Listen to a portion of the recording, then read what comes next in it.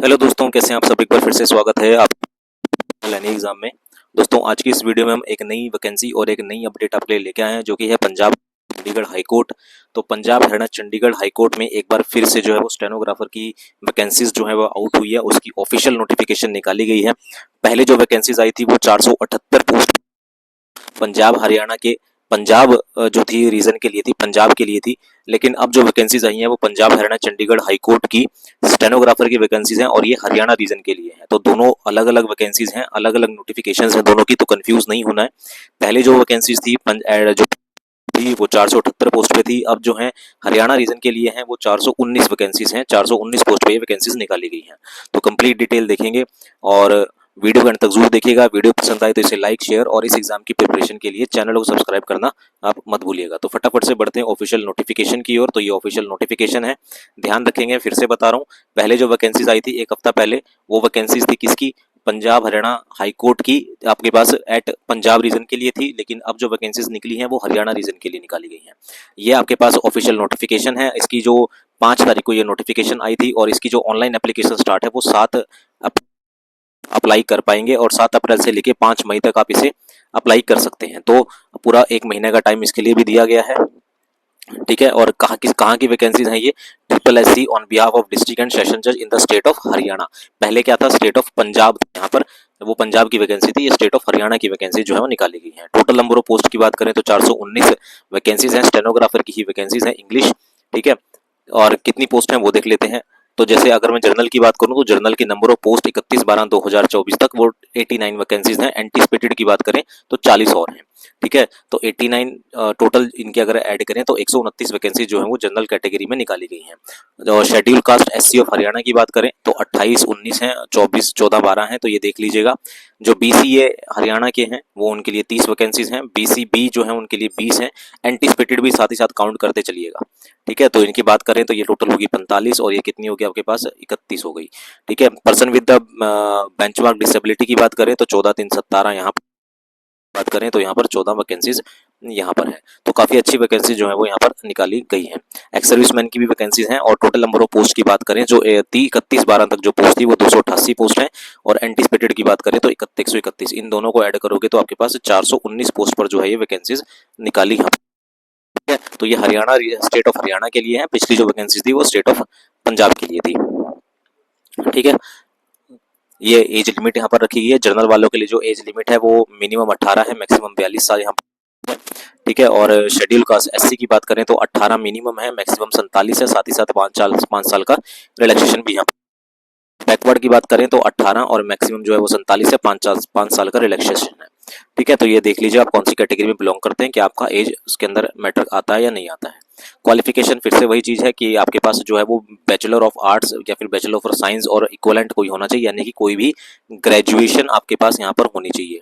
Graduation कोई भी degree हो सकती है, बीए बीटेक बीएससी जो भी है वो आपके पास होनी चाहिए फ्रॉम अ रिकॉग्नाइज्ड यूनिवर्सिटी से। और हैविंग प्रोफिशिएंसी होनी चाहिए किसके अंदर? कंप्यूटर के अंदर। और आपको वर्ड प्रोसेसिंग और स्प्रेडशीट आनी चाहिए, ठीक है। तो ये ध्यान रखिएगा, ये क्वालिफिकेशन है यहाँ। अब जैसे वहाँ पंजाब की जो स्टेट की जो नोटिफिकेशन थी वहाँ पर पंजाबी कंपलसरी मांगा गया था। यहाँ पर पढ़ लेते हैं क्या बोला गया कि in addition to the above applicant should have pass the matriculation with Hindi और Sanskrit as one of the subject. जैसे वहाँ पर Punjabi as one of the subject था, इसी तरह से हिंदी और हरियाणा वालों के लिए हिंदी और संस्कृत एक सब्जेक्ट होना चाहिए। Should have done +2 BA MA with Hindi as one of the subject. या फिर आपके पास +2 होनी चाहिए, किसके लिए? +2 होनी चाहिए, BA होनी चाहिए, MA होनी चाहिए। अगर आपके पास अगर है और लिखा है, ध्यान रखेंगे, या तो आपके पास 10वीं होनी चाहिए एज हिंदी और संस्कृत एक सब्जेक्ट होना चाहिए, या फिर अगर +2 करिए, BA करिए, MA करिए तो उसके लिए हिंदी एक सब्जेक्ट यहाँ, संस्कृत अगर नहीं है तो, ठीक है। आगे बात करते हैं, those applicant who have neither pass matriculation with Hindi और Sanskrit as one of the subject. वो कैंडिडेट जिनके पास हिंदी और संस्कृत एक सब्जेक्ट नहीं था आपके पास 10वीं में या फिर 12वीं में, तो नॉर डन, ना उन्होंने +2 कर रखी है, ना BA कर रखी है, ना MA कर रखी है विद हिंदी के साथ as one of the subject before the cut off date of the qualification. Such applicant should have to pass the examination of Hindi language up to matriculation standard within the probation period. तो उनको ये बोला गया है कि वो form fill कर सकते हैं, एग्जाम भी दे सकते हैं, सिलेक्शन भी हो जाएगी, लेकिन प्रोबेशन पीरियड जो होता है उसके अंडर रहते हुए आपको प्रोबेशन पीरियड में जब आप मैट्रिकुलेशन में जो हिंदी का पेपर होता है वो आपको क्लियर यहाँ पर करना पड़ेगा। ठीक है, मैट्रिकुलेशन लेवल पे जो हिंदी का पेपर होता है उसको क्लियर करना पड़ेगा। तो फिल कोई भी कर सकता है, कोई दिक्कत वाली बात नहीं है। ठीक है, ऐसे कोई नहीं है कि स्पेशल स्टेनो का ही कोर्स यहाँ पर मांगा गया है, ऐसे कोई जो है वो इन्होंने नहीं रखा है। जिनको स्टेनो नहीं आती है वो भी सकते हैं, लेकिन आपको नॉलेज होनी चाहिए वर्ड प्रोसेसिंग और स्प्रेडशीट की नॉलेज होनी चाहिए। डिस्क्वालिफिकेशन है, आप क्यों क्यों डिस्क्वालीफाई हो सकते हैं। पे स्केल एंड अलाउंस आपको जो ऑफ हरियाणा के इशूड करता है, इंस्ट्रक्शन जो इशू करता है उसके अकॉर्डिंग दिया जाएगा। नेशनैलिटी वगैरह यहाँ पर है। ठीक है, आगे बात कर लेते हैं, पेमेंट की बात कर लेते हैं कि जो मेल हैं फीमेल हैं कि कौन है SC BCA BCB ex serviceman और हरियाणा के, उनके लिए जो है आपके पास ऑनलाइन फैसिलिटेशन चार्जेस 425 है, एग्जामिनेशन फीस 100 है और टोटल 525 यहाँ पर रखी गई है। पर्सन विद बेंचमार्क जो डिसेबल्ड हैं उनके लिए कोई फीस नहीं है।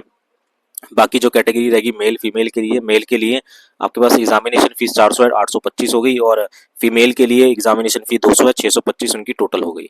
तो ये ध्यान रखिएगा, जो कुछ जनरल कैटेगरी वाले हैं उनके लिए मेल के लिए 825 है और फीमेल के लिए 625 है। जो हरियाणा के रहने वाले हैं एससी बीसी बीसीए बीसीबी उनके लिए 525 जो है वो। ठीक है, ये एडमिट कार्ड वगैरह है। सिलेबस थोड़ा सा देख लेते हैं, डेट ऑफ एग्जामिनेशन ये सब आपको वहाँ सिलेक्शन की बात कर लेते हैं। The candidate should have to take computer based test, आपको सीबीटी टेस्ट होगा, 60 मार्क्स का होगा, comprising of 60 objective multiple choice question होंगे, इंग्लिश कॉम्पोजिशन और जनरल नॉलेज का यहाँ पंजाब के लिए पूछा गया है। तो 60 क्वेश्चन आएंगे, 60 क्वेश्चन में आपका इंग्लिश और जीके जीए आएगा।